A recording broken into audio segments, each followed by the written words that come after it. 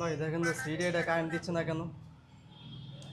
এটা তো হচ্ছে এসি সিডিআই, এগুলো এখন চলে নাকি? একটা সিডিআই নষ্ট হলে মেলা টাকা দিয়ে কিনতে হয়। যা ফালা, এগুলো কি চলে? এখন এখন সিডিআই লাগাবি হচ্ছে ডিসি, যেটা হচ্ছে ব্যাটারির সাথে সাথে হাই ভোল্ট কারেন্ট দেবে, পিক আপ কোনো মিস করবে না, অ্যাক্সেলারেশন হবে মারাত্মক।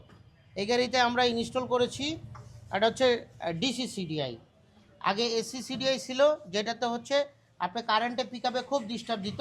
আজকে এই গাড়িটা নিয়ে একটা প্রবলেমও হয়েছিল, চেক করতে গিয়ে ফায়ারিং করে তেল লিক করে আগুন ধরে গেছিলো। তা আমরা আপনাদেরকে অল্প খরচে একটা সমাধান দিয়ে দিচ্ছি। সর্বোচ্চ আপনার এই সিডিআইটা মানে ওয়ারিং কাজ সহকারে 1000 টাকার মতো কমপ্লিট হয়ে যায়।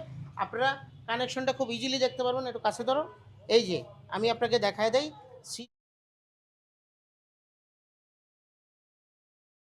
দিয়েই আগে পজিশন মতো রাখবেন, এইভাবে পজিশন মতো রাখার পরে এইখানে 4টা কানেকশন, শুধু 4টা কানেকশন আপনি 4 কর্নারে লাগিয়ে দেবেন। সিডিটা সোজা করার পরে এর নিচের অংশ, নিচের যে দুইটা পিন, একটা হচ্ছে ইয়ার আপনার মাইনাস, আর একটা হচ্ছে প্লাস পয়েন্ট, ব্যাটারি কানেকশন। এই দুইটা ব্যাটারি কানেকশন।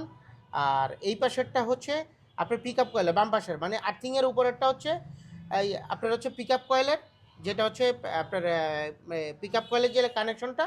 আর এটা হচ্ছে ইন্ডাকশন কয়েলের, যেটা হচ্ছে আউট কয়েল। আউট কয়েলের যেটা, এটা হচ্ছে এই এই ব্যাটারির উপরের কানেকশনটা দিয়ে দিলে হয়ে গেল। আপনাদের এত এত ঝামেলার দরকার আছে? ইজি কাম করবেন ইজিলি।